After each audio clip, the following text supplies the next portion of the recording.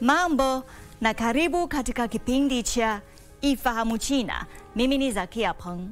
Ufugaji wa kondoo umewasaidia wanakijiji katika moja ya kaunti maskini zaidi kaskazini magharibi mwa China kuongeza kipato chao na kuboresha maisha yao.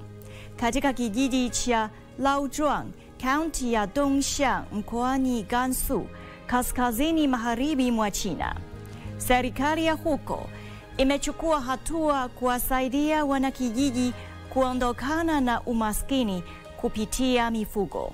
Familia ya mwanakijiji Ma Ibrahim ilikuwa ni maskini zaidi kijijini hapo. Ili kutimiza kuondokana na umaskini, serikali ya huko ilitoa mkopo usio na riba ya yuan 50,000 kwa kila familia kijijini hapo. Fedha hizo zililenga kujenga mazizi ya kondoo, kununua kondoo na kuendeleza sekta ya uzalishaji wa kondoo.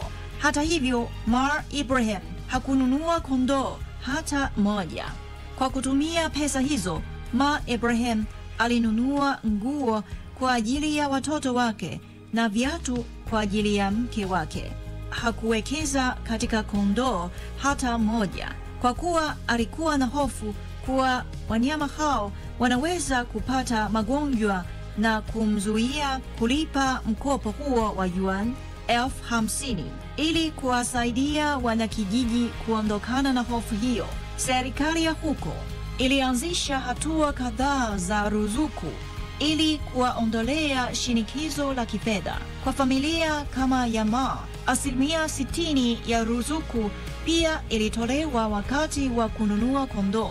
Kwa wale waliokuwa hawana ujuzi wa ufugaji wa kondoo, waliweza kuwakabidhi wanyama wao kwa mashirika ya ufugaji kwa ajili ya kuhudumiwa na kupokea faida kutokana na mauzo ya kondoo. Kondoo wote walipewa kinga dhidi ya magonjwa ya kuambukiza, na madaktari wa wanyama wa huko mara kwa mara walitembelea mifugo hiyo kwa ajili ya vipimo na tiba. Kwa kununua mashine za kusaga chakula, ruzuku ya 20% hadi 30% ya bei halisi ilitolewa. Kwa familia zilizohitaji mafunzo katika teknolojia ya ufugaji, ziliweza kuhudhuria shule za ufundi stadi kwa ajili ya kuelimisha. Mwaka 2015, Ma Ibrahim alichukua hatua yake ya kwanza na kununua kondoo wawili. Kondoo hao walizaa wana kondoo ambao waliwauza na kupata faida na kumwezesha kununua kondoo zaidi. Ndani ya mwaka, kundi lake la kondoo liliongezeka na kuzidi 30, na sasa anajivunia kuwa na kondoo karibu 80.